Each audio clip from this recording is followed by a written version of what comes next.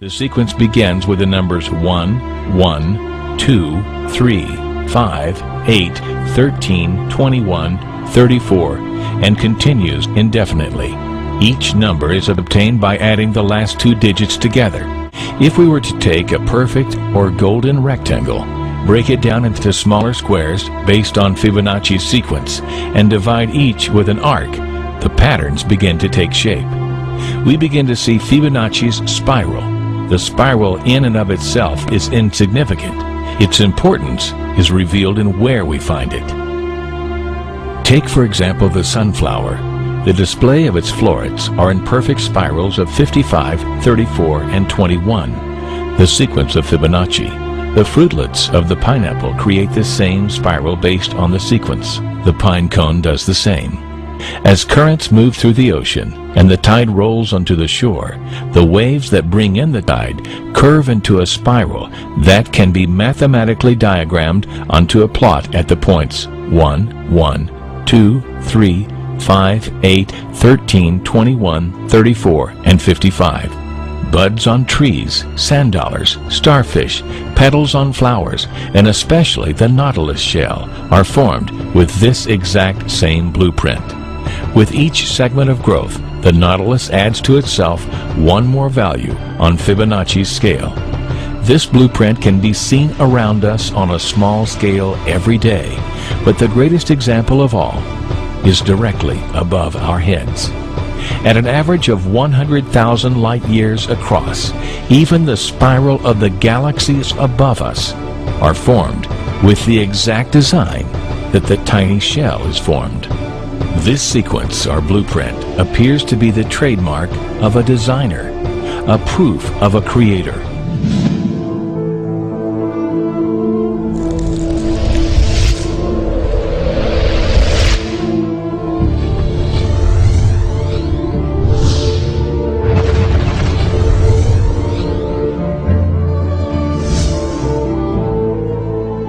You speak about God. We call Allah God. What is Allah? Allah, from the Islamic perspective, means the God, the absolute, indivisible God. The Holy Quran says, "Qul huwa Allahu ahad." Say God is unique, one. Allahu samad. God is independent. Nothing depends. He depends on nothing. Everything depends on Him. Lam yalid. He does not beget, nor is He begotten, nor is He born. This absolute God has no frame of reference. Frame of reference implies something that is bound within time, matter, and space.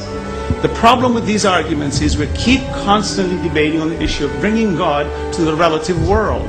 The relative world cannot exist without an absolute creator, and that's the argument. You keep arguing on the issue of God in the relative sense. God is not transient.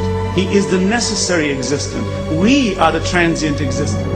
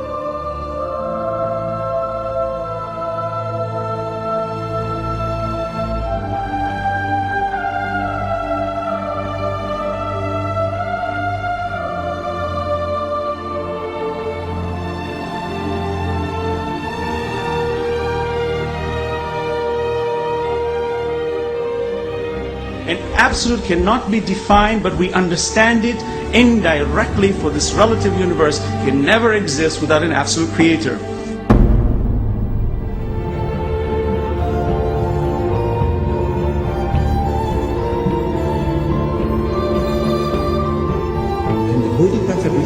need to say, Qul huwallahu ahad. Say, He is God, the one and only. He said, Ahad, one and only. Jesus said, Echad, meaning one and only. Moses said, Echad, meaning one and only. What is the difference? It's the same word, meaning the same thing.